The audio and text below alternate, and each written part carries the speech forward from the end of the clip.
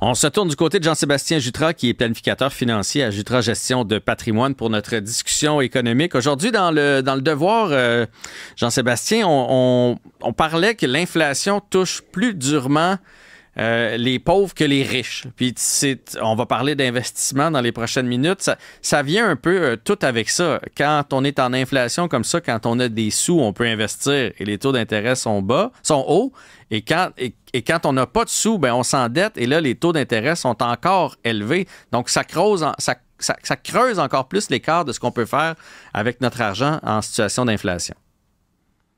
Ouais, tout à fait. Puis cet article-là dans Le Devoir est vraiment intéressant, là. Il était vraiment... ça fait longtemps qu'on pense vraiment à ce volet-là, là, que l'inflation est plus forte chez les gens moins fortunés que chez les gens plus fortunés. Et là, ben, l'étude nous le montre vraiment, mais c'est dans les produits. Donc, les produits que les gens avec moins de revenus vont consommer, donc des articles plus cheap, comme on peut dire comme ça. Puis Mhm. qu'est-ce qui a provoqué ça? Ben, c'est les chaînes d'approvisionnement. Ben, c'était plus fragile pour ça, ça fait en sorte que les prix ont explosé. Par contre, pour tout ce qui est le plus haut de gamme, il y a quand même eu un enjeu d'inflation, mais elle va beaucoup moins vite parce que souvent, ben, il y a moins de quantité, donc les chaînes d'approvisionnement sont moins fragiles.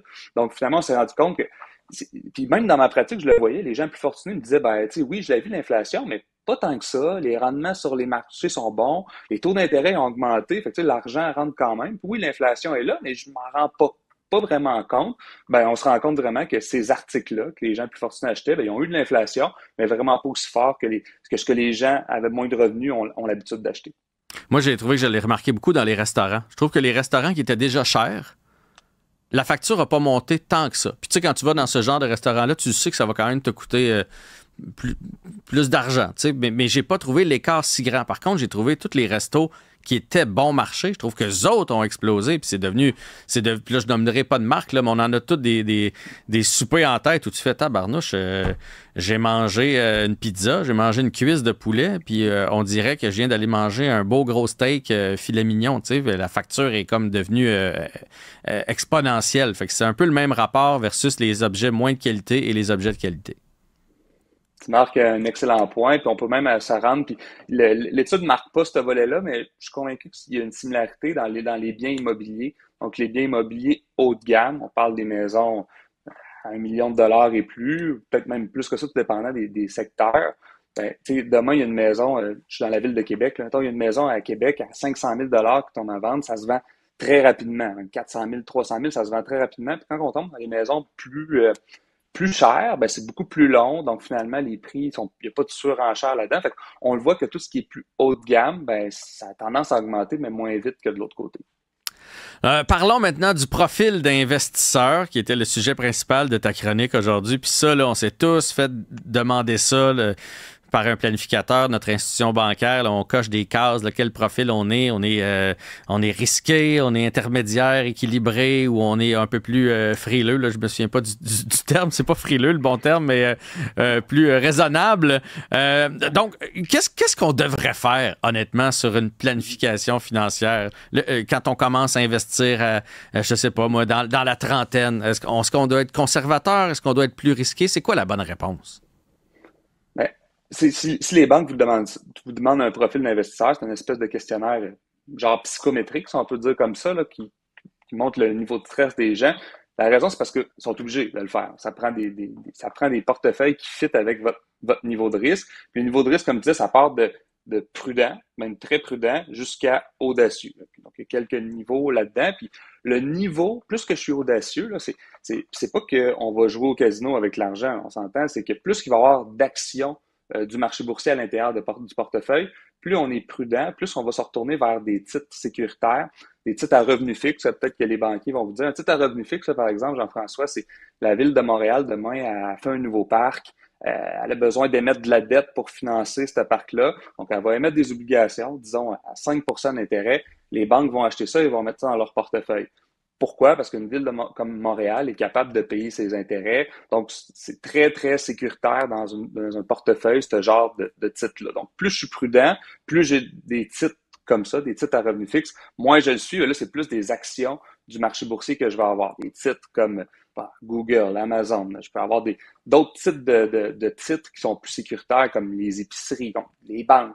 Donc là, on va bâtir un portefeuille selon le niveau de risque de la personne. Mais là, quel profil? Ben, historiquement, les gens audacieux ont gagné dans le temps parce que ben, plus on recule puis on regarde le long terme, les gens audacieux ont déjà des super bons rendements à long terme. Par contre, il faut qu'ils soient capables de se coucher le soir en étant capables d'avoir un moins 15% dans leur portefeuille. Donc, même si théoriquement les données ont montré que les gens audacieux allaient chercher de plus grands rendements, si c'est pour nuire à ma santé mentale, faut que je fitte avec mon profil. Mais moi, ce que j'aimerais, c'est que les gens comprennent c'est quoi la répercussion de ne pas prendre de risque, Jean-François.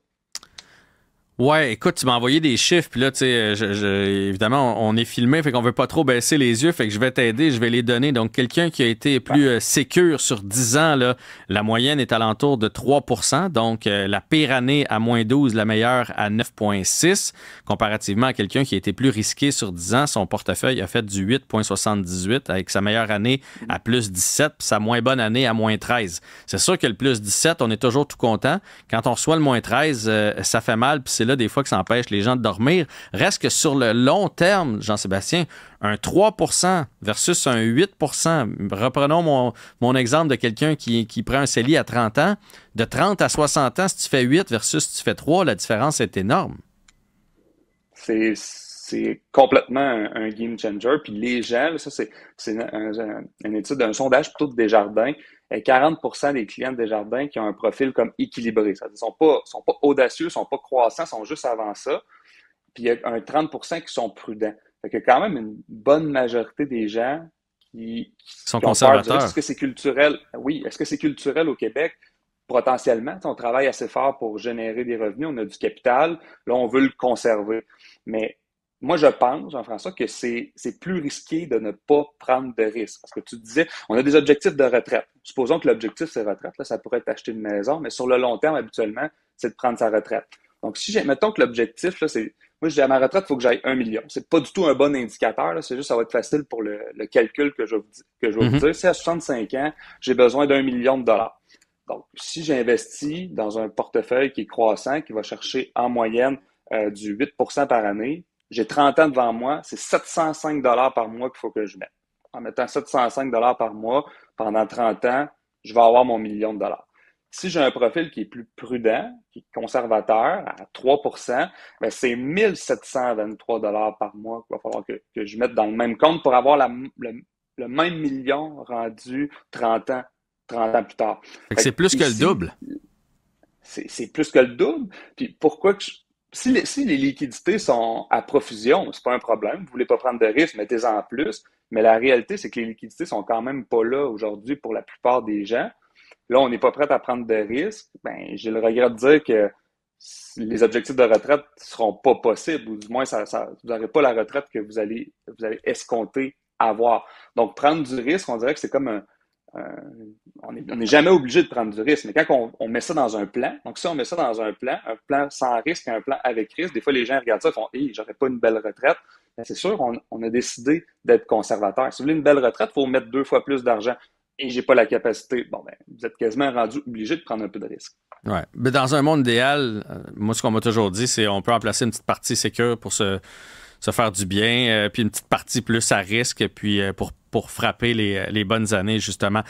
J'imagine qu'un des enjeux importants, c'est de ne pas investir de l'argent qu'on n'a pas. Là. Tu sais, j'ai déjà entendu des gens prendre leur marge de crédit hypothécaire, investir avec ça. Là, ils pognent une mauvaise année en bourse, puis là, oh là là, dans le fond, ils venaient d'emprunter sur la maison. Là, ils se retrouvent à vendre la maison pour un divorce ou je ne sais pas quelle raison. Mais là, l'argent qu'ils ont investi, elle vaut plus ce qu'ils ont investi. Ça, c'est pas une bonne façon de faire. Si on investit de l'argent qu'on a, puis qu'on est prêt à être patient avec, c'est là qu'on peut prendre des risques.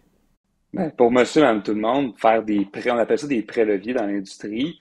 Ça faut que ça vienne avec un niveau d'investisseur audacieux. Si vous avez hypothéqué votre maison pour investir, il faut que vous soyez capable de prendre ce risque-là. C'est pas une mauvaise stratégie, surtout quand les taux d'intérêt étaient très bas, le marché boursier ont été bons. Avec l'argent des autres, j'arrive à faire du rendement. Sauf que si je bâtis ma stratégie de retraite là-dessus, ben là, je viens d'augmenter vraiment beaucoup le niveau de risque. Et ça, on l'a vu beaucoup dans les dernières années. Il y a beaucoup de gens qui se sont fait convaincre par leur conseil de venir hypothéquer pour investir, mais ils n'avaient pas du tout ce niveau de profil de risque-là. Aujourd'hui, les autorités des marchés financiers surveillent beaucoup plus les conseillers à ce niveau-là, qui est une excellente chose parce qu'on se retrouvait à avoir des gens de la classe moyenne à hypothéquer leur maison pour faire des placements. là, on vient de doubler le risque. Là. On est un sur le marché boursier, puis il y a le risque du taux d'intérêt. Puis là, dernièrement, les taux d'intérêt ont augmenté, fait que ces stratégies-là sont devenues de moins en moins rentables. Donc, évidemment, si on va vers une stratégie comme ça, ben, il faut s'assurer que notre profil d'investisseur est audacieux et on le fait pas avec toute notre tarte d'actifs. On peut le faire avec une partie de notre actif, mais pas avec tout, sinon ça devient beaucoup trop risqué. Okay, dernière question. Moi, on m'a toujours dit qu'il y a aussi un gros impact sur quand tu entres. Parce que l'exemple qu'on peut donner, c'est que tu places 10 000, puis là, on va faire des chiffrons. Tu pognes une année où tu fais moins 20 %. Là, ton 10 000, il vaut 8 000. Mais là, il faut que tu fasses plus que 20 % l'année d'après pour récupérer, parce que ton 8 000 qui va faire 20 % ça te donne 1 600. Donc, tu es à 9 600, tu es encore perdant. Donc, est-ce que les gens qui sont risqués dans leur profil, ça a un impact important l'année où ils rentrent, ou tu vas finir par te refaire de toute façon sur le long terme? Ben, c'est sûr que le timing est quand même important là-dedans, mais timer le marché, si ça fonctionne, c'est parce que tu as été chanceux. Fait que c'est très, très, très difficile de timer le marché. Fait que quelqu'un qui a beaucoup d'argent à investir ou des sommes assez importantes, ben souvent, ce qui est mieux, c'est de rentrer son argent sur une période de temps. Donc, supposons demain, Jean-François disait, moi, j'ai 50 000 à investir. Ben, parfait, mais on peut le fractionner sur une période de 10 mois, sur 12 mois. Donc, pendant un certain moment, on va rentrer des moments dans le marché. Fait que ça évite de acheter justement quand le marché est très haut. Puis à l'inverse, si exemple, comme si je regarde aujourd'hui, le Nasdaq, par exemple, est à moins 2 quand même une bonne journée pour rentrer dans le marché d'un indice comme l'indice des technologies du Nasdaq. Fait que, si j'ai une journée que j'ai baissé, ben là, je peux rentrer, mais assez de trop timer le marché, on finit par se perdre. Puis j'ai beaucoup plus vu des perdants à essayer de timer que des gagnants, malheureusement. Oui, parce qu'on rentre au mauvais moment, on sort au mauvais moment. Bref, c'est jamais gagnant. Dans un monde idéal, de toute façon, trouvez-vous quelqu'un en qui vous avez confiance. Ça peut être à votre institution, ça peut être chez un indépendant, ça peut être chez Jutra Gestion de patrimoine, mais quelqu'un qui vous comprend, en qui vous avez confiance, qui va être là pour vous rassurer en cas de baisse, qui va être là pour des fois jouer un petit peu au psychologue, vous demander d'être patient. Je pense que c'est toujours une bonne façon de faire. Tu me vois hocher de la tête quand j'ai dit psychologue. Il y a quand même un petit côté de ça, hein, de temps en temps. Il y a beaucoup de psychologie. Puis les gens veulent vendre quand que ça va mal, ce qui est le pire moment pour vendre. Et les gens veulent acheter quand que ça va super bien. Donc, ça aussi, c'est pas nécessairement le meilleur moment. Les gens regardent les fonds d'investissement. Ce fonds-là, il a fait 25 % l'année passée. Il faut que j'achète ça. Ouais, mais là, justement, habituellement, après des bonnes années, c'est jamais une bonne année. Puis à l'inverse, c'est peut-être le fonds qui a fait moins 30 l'année passée que vous devriez acheter. Puis j'ai noté une citation de Warren Buffett qui disait soyez craintifs lorsque les autres sont avides et avides lorsque les autres sont craintifs. Donc, c'est quand on voit que les gens ont peur du marché que c'est le temps d'investir. Puis quand les gens sont dans l'euphorie, ben, c'est peut-être le temps de regarder nos choses puis de peut-être attendre avant d'investir. Très bien résumé, très sage comme citation, Jean-Sébastien Jutra. Un gros merci encore une fois aujourd'hui. Merci Jean-François. Salut.